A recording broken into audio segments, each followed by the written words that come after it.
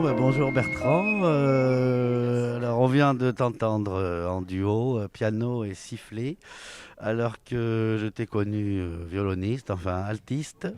Du coup, je me demande qu'est-ce qui t'a poussé à changer d'instrument et à passer du violon ou de l'alto au sifflet. Est-ce que c'était finalement un peu frustrant le violon? Est-ce que tu as l'impression que tu pouvais plus t'exprimer en sifflant ou bien voilà, je me posais cette question. Il y a plusieurs réponses. D'abord, le sifflet, je l'ai toujours pratiqué, mais comme c'est pas un instrument, on va dire, homologué par le milieu musical, et notamment le milieu musical classique, eh ben, je sifflais de manière anecdotique. Mais déjà en tant qu'altiste, dans le groupe Illico dans lequel j'étais altiste, j'avais un petit moment sifflé. Qui avait d'ailleurs pas mal de succès au concert parce que évidemment d'abord c'était surprenant et puis ça rajoutait comme un autre instrument. Et bah, de fil en aiguille, en fait, le siffleur que j'admirais le plus, c'était mon père. C'était un siffleur extraordinaire. Évidemment, il n'était pas professionnel, il sifflait dans la famille, mais c'était comme un violon, quoi. Et du coup, j'ai toujours imité mon père siffler. Et comme il est très grand amateur de musique, il sifflait des concertos, des sonates, enfin le répertoire de musique entre guillemets classique, romantique, etc.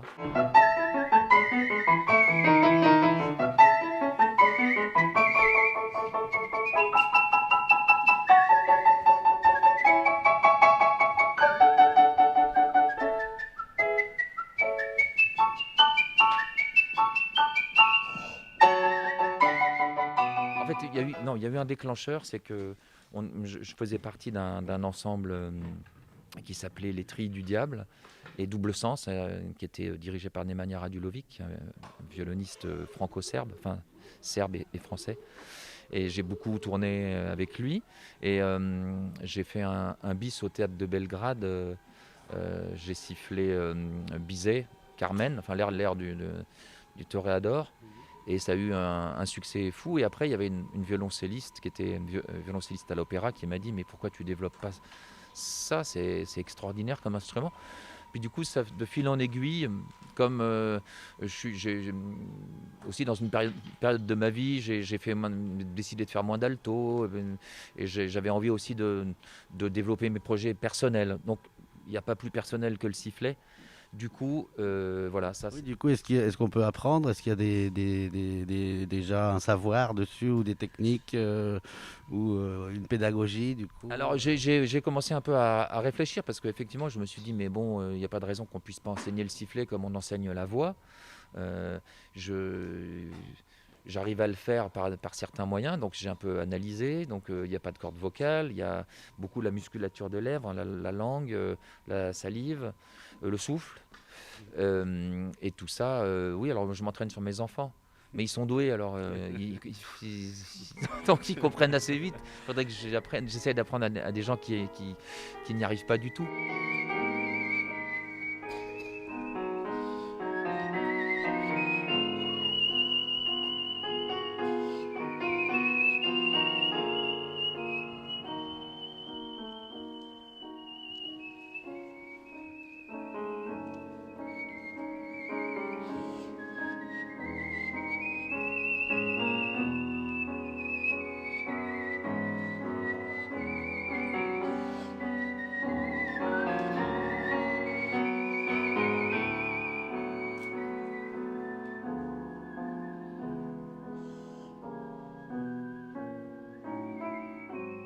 Est-ce qu'on siffle, est-ce que parmi les siffleurs, on peut reconnaître un ancien violoniste ou un ancien trompettiste, je sais pas, ou un ancien Alors, pianiste? euh, je, en tout cas, moi je siffle comme je suis.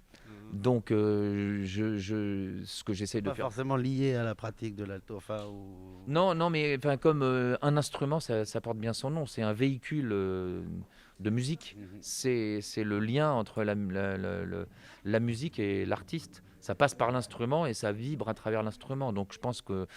moi, je vibre comme j'entends la musique. Alors, et puis ça passe particulièrement bien au sifflet parce que peut-être aussi, j'ai jamais appris que c'est de l'amour de mon père, que c'était totalement libre comme apprentissage. On m'a jamais dit, justement, mets tes lèvres comme ça, non, c'est pas bien, retourne travailler chez toi. Jamais. Donc c'est presque la pédagogie idéale et inconsciente que j'ai pratiquée sans le savoir.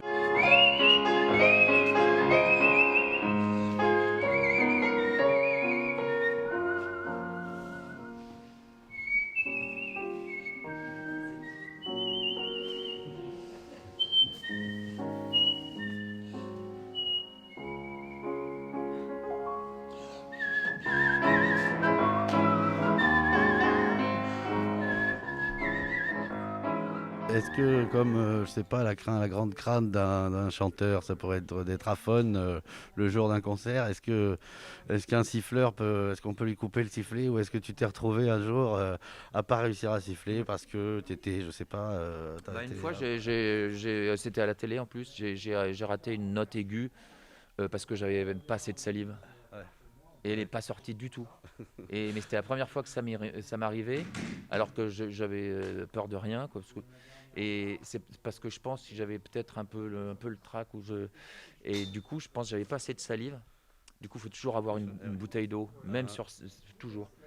Et c'est la seule crainte.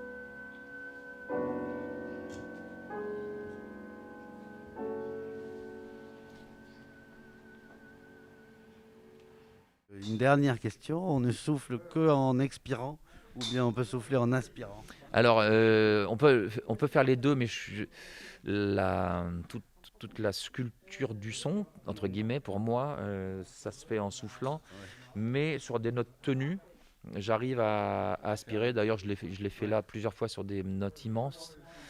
Mais ça n'a pas la même puissance et ça n'a pas la même texture de son. Ça a une couleur. J'arrive pas à deux couleurs, on va dire. J'arrive pas à en faire plus. Du coup, c'est comment dire, c'est pratique, mais je n'arrive pas à l'utiliser avec autant de côté artistique. Ouais, on va dire. Ouais. Bon, ben merci beaucoup. Avec plaisir.